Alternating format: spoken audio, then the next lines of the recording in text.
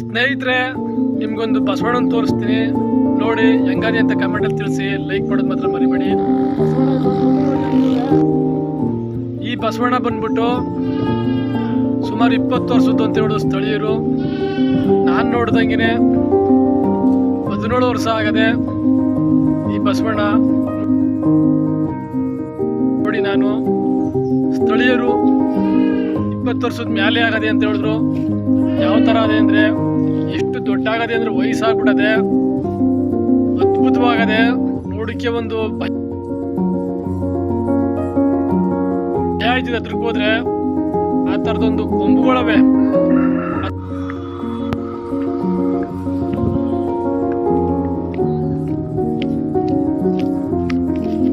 ನಡೆ ನೋಡ್ಬೇಕು ನೀವು, ಎಷ್ಟು ಗಾಂಭೀರ್ಯದಿಂದ ಸಿಂಹದ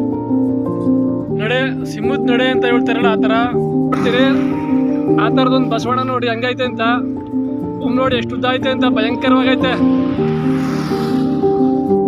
ಅಷ್ಟೊಂದು ಟಿವಿ ನಡೆಯಿಂದ ನಡೀತುಕೊಂಡು ಹೋಯ್ತು, ಯಾರಿಗೂ ಏನೂ ತೊಂದರೆ ಕೊಡಲ್ತಿದ್ದು. ಆದ್ರೆ ಹತ್ರಕ್ಕೆ ಹೋದ್ರೆ ನೋಡ್ರೆ ನಮಗೆ ಭಯ ಆಯ್ತದೆ. ಆ ಥರದ್ದು ಆನೆ ಥರ ಬೆಳೆದದೆ, ದೈತ್ಯಕಾರವಾದಂಥ ಒಂದು ಬಸವಣ್ಣ ಇದು. ಅದನ್ನ ವಿಡಿಯೋ ಮಾಡಿದ್ದೀನಿ, ಯಾವ ಥರ ಅದೇ ಅಂತ ನೋಡಿ ಒಂದ್ಸತಿ ಸ್ನೇಹಿತರೆ. ಈ ಬಸವಣ್ಣ ಬಂದ್ಬಿಟ್ಟು ಊರಲ್ಲಿ ದೇವಸ್ಥಾನಕ್ಕೆ ಅಂತ ಬಿಟ್ಟಿರ್ತಾರೆ. ಊರಲ್ಲಿ ಎಲ್ಲಾರ ಮೇಯ್ಬೋದು, ಯಾರು ತೋಟಗಾರ ಮೇಯ್ಬೋದು, ಯಾರು ಏನು ಮಾಡಲ್ರು. ಇಷ್ಟ ಬಂದಂತ ಮೇಯ್ಕೊಂಡು ಎಲ್ಲಿ ಬೇಕಲ್ಲಿ ಮನಗಿರ್ತದೆ.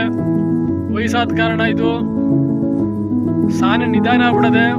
ಒಳ್ಳೆ ಮನಸ್ಸುಳ್ಳ ಅಂತ ವ್ಯಕ್ತಿ ಅಂತಲ್ಲ, ಆ ಥರದೊಂದು ಮನಸ್ಸುಳ್ಳ ಅಂತ ಬಸವಣ್ಣ ಇದು. ಇದ್ರ ಕೊಂಬುಗಳು ಬಹಳ ಎತ್ತರವಾಗಿ ದೊಡ್ಡದಾಗಿ ಬಗ್ಬಿಟ್ಟವೆ.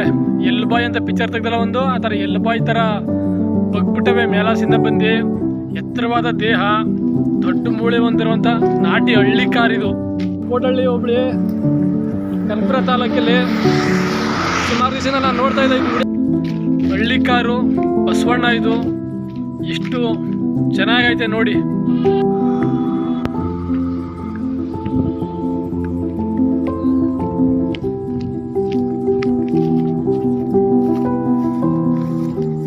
ನೋಡಿ ಸ್ನೇಹಿತರೆ, ಈ ಬಸವಣ್ಣನ ತೋರಿಸ್ತಾ ಇದ್ದಾನೆ ನಿಮಗೆ. ನಾನು ಕಂಡಂಗೆ ಈ ಬಸವಣ್ಣ ಸುಮಾರು 17 ವರ್ಷದ್ದು ಬಸವಣ್ಣ ಇದು. ನೋಡಿ ಹಂಗಾದ್ರೆ ಇರೋದು